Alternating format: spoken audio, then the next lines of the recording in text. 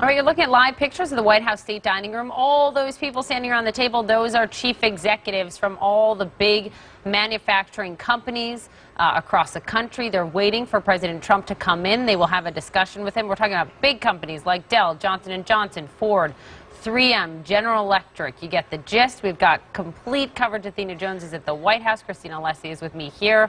Obviously, Christina, they're going to talk about jobs and trade and taxes. And these guys and women. I saw one woman. We need a few more female CEOs. Exactly. I think it's the Campbell CEO. I think you're right. Yeah. But so they're going to talk about these things that they love what the president's been saying on. They don't like, though, other things he's done, like the travel ban. How do they thread the needle?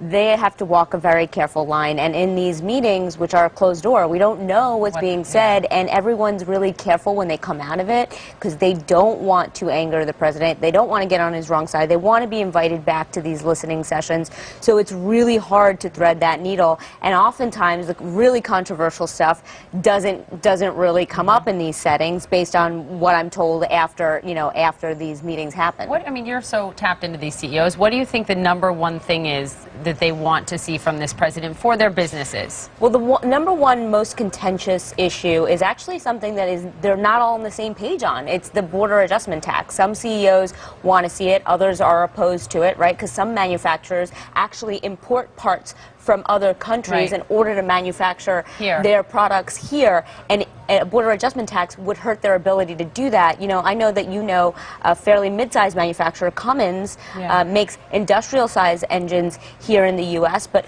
a lot of its parts actually come from elsewhere, and it supports jobs here in the U.S., but the materials are coming from overseas. So it's a very complicated, issue that the president's really going to have to walk through. And the Republicans, GOP, are actually in favor of that border adjustment tax. And a delicate dance, Athena. Obviously, there's politics at play. One of the female CEOs that's going to be in the room is Marilyn Houston, the head of Lockheed Martin that makes the F-35 fighter jet.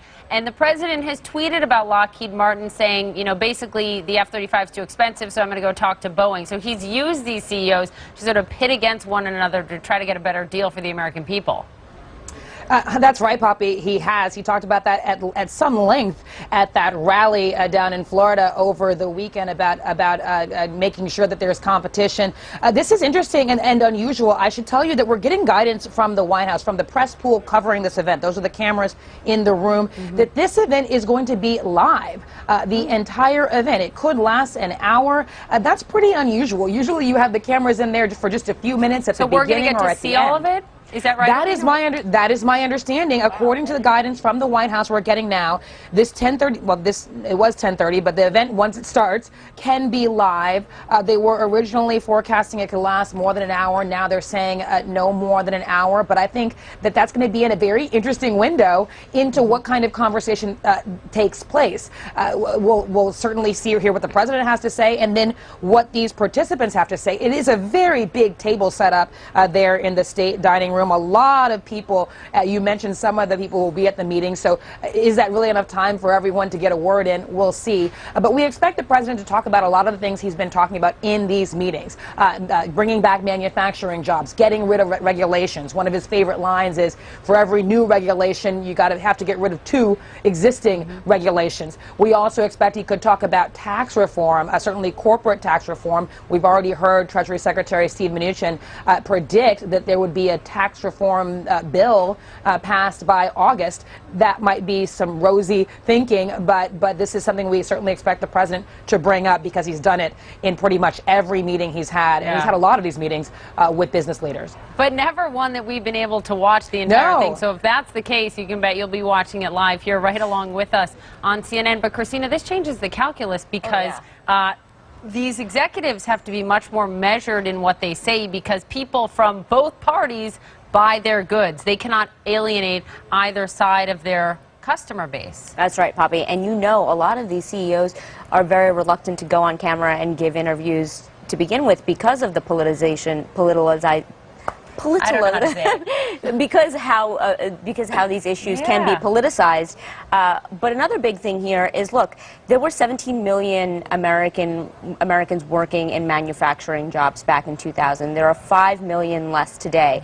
The big question is, how do you bring that back without hurting profit margins, which will in turn have a negative impact on the economy. So there's a law of unintended consequences, and all of these CEOs are worried about the message that Donald Trump is putting out there, that he can bring these jobs back, but how do you do that without undermining profits at a corporate level? Because, by the way, these are not just American companies. These are global companies. So it's not just about being competitive here. It's about how are they competitive on the global landscape. Stay with me, Athena, Christina. We're going to get a quick break. We're going to bring you more of this right after the break.